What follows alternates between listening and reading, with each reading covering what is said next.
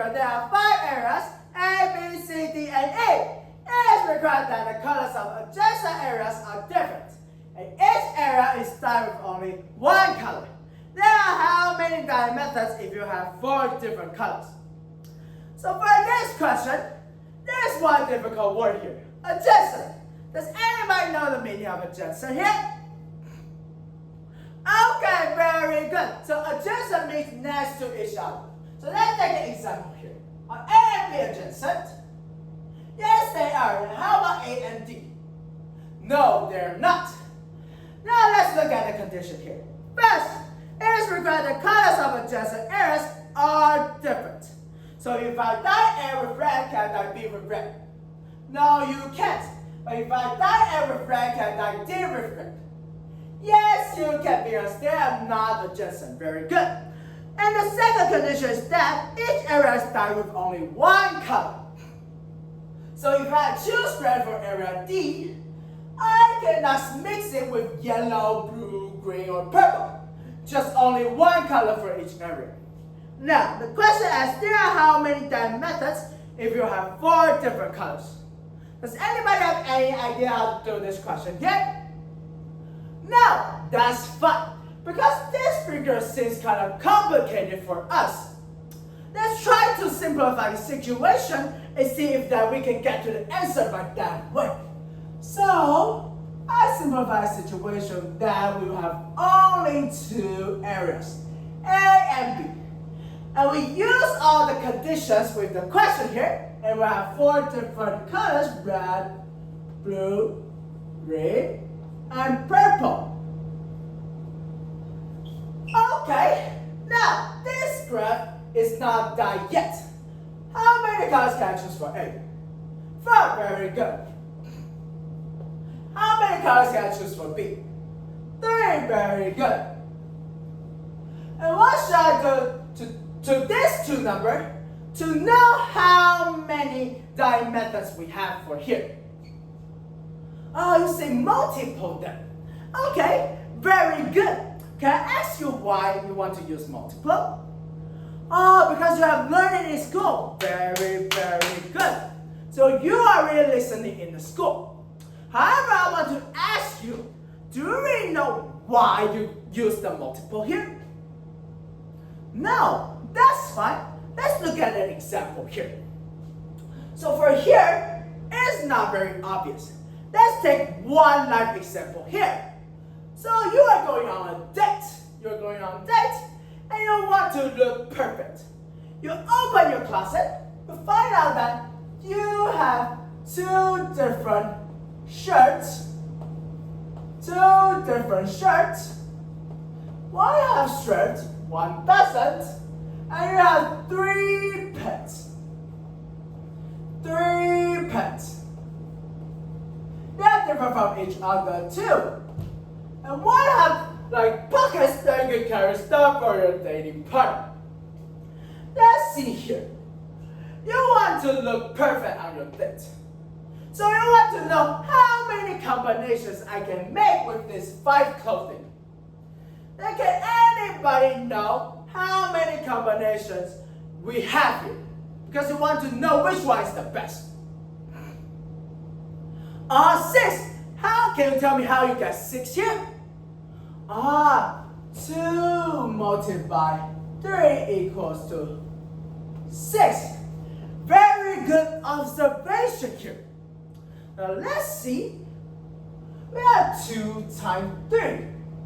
What does 2 represent here? We don't actually know. That's fine. Let's try to observe here. So for this cloth, how many different kind of combinations can I make with the pants? 3. And how about the second shirt? It's also 3. So for each shirt, I can make 3 different kind of combinations here. Now, actually, the 2 means that I have 2 choices for the shirt. I have 2 choices, and each of them can make 3 different kind of combinations. So I can get 6 different kind of combinations in total. So 2 represent the choices for the shirt. The 3 represent the thing.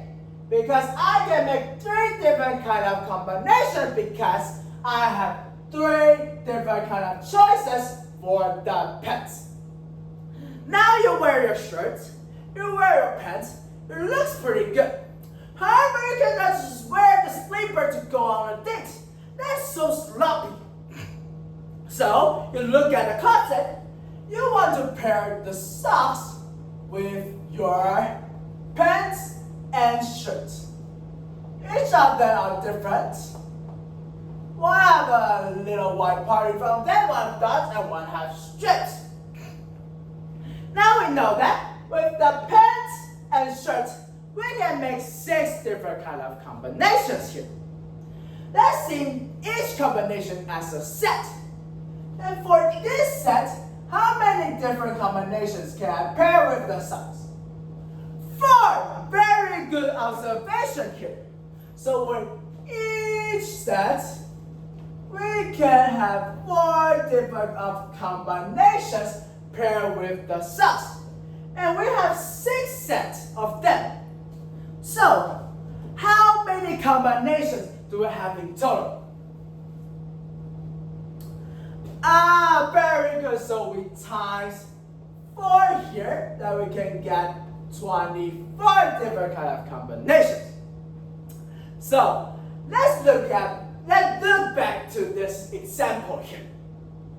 So we know that 2 represent the shirt, 2 represent the choices of the shirt, 3 means the choices for the pants, and 4 here actually means that we have the choices we have for the socks. And look at back here. So we are choosing the shirt first. Then we choose the pants. Then we choose the socks. So we are actually doing this step by step. So if we are choosing all of them step by step, we actually have to use multiply to combine each choices we have here. Okay, now we call that the multiplication principle. So let me explain again here. So if I choose in the step by step, and I want to choose all of them, then I have to multiply all choices in each step. So if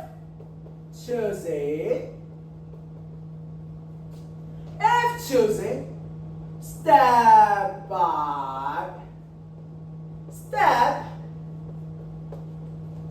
I will multiply all choices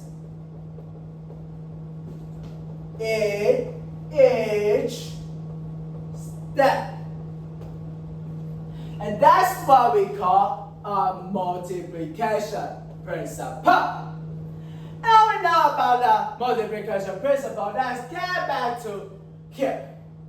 So, what do we do with these 2 numbers to get how many die methods we can have in total?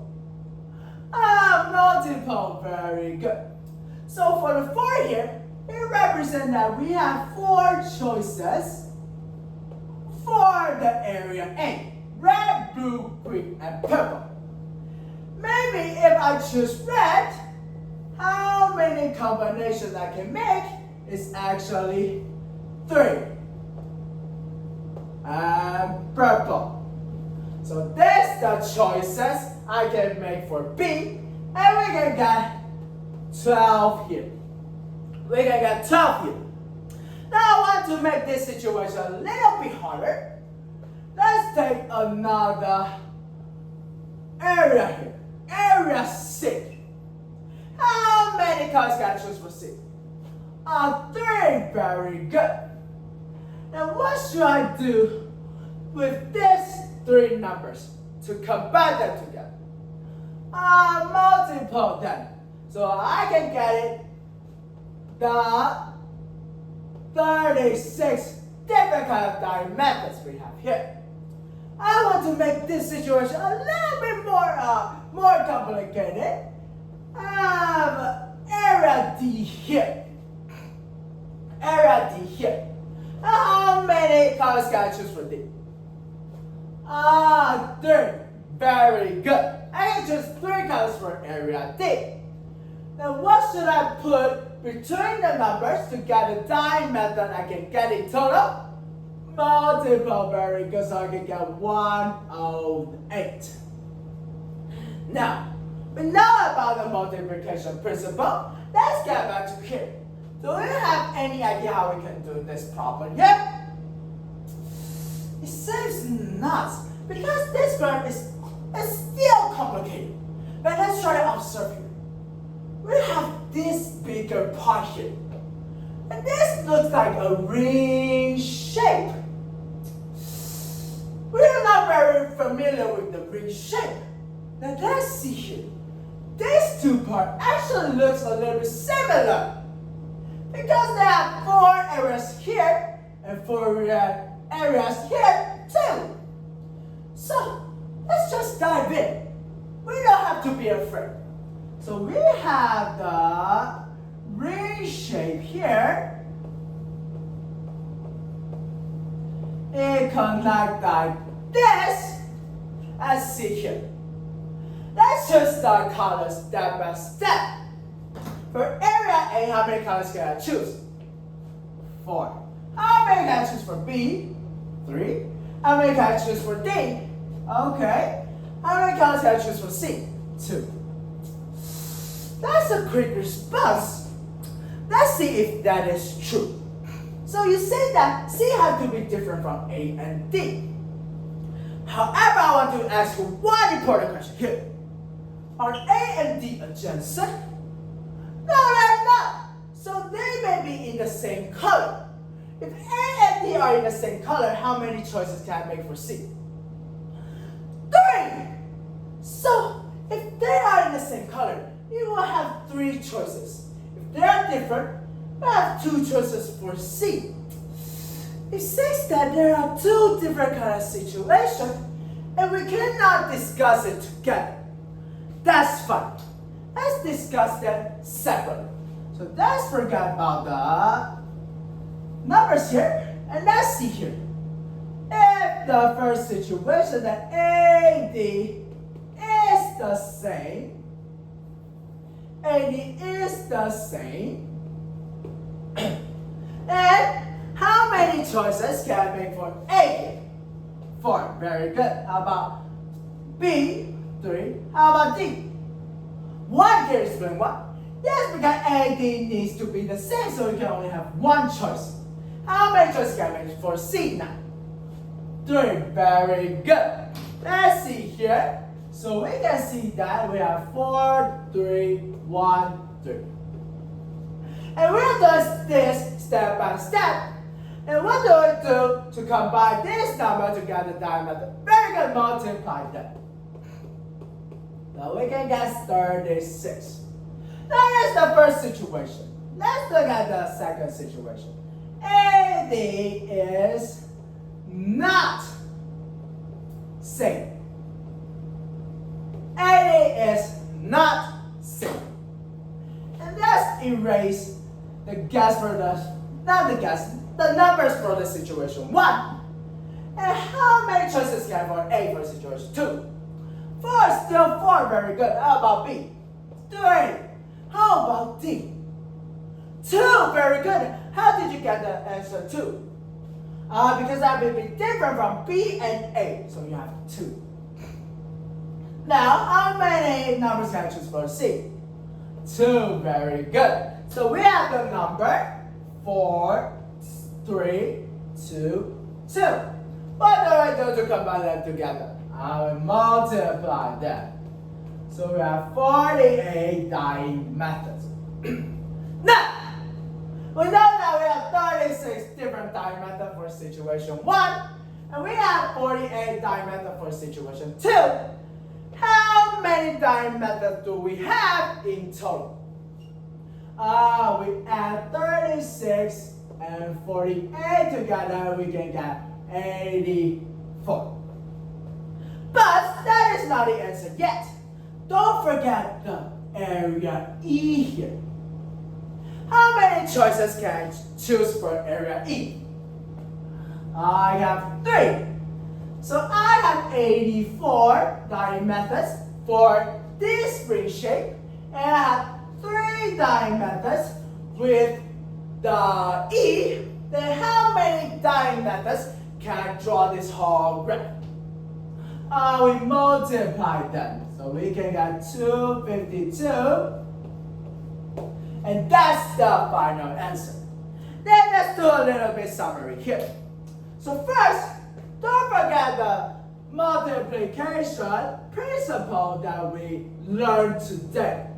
This is the first big key point. Next, we say that if we have a ring shape here, we have 2 situations. Do we discuss them together or separately? Very good. So if we have ring shape, then we discuss separately. And that's how we do the question here.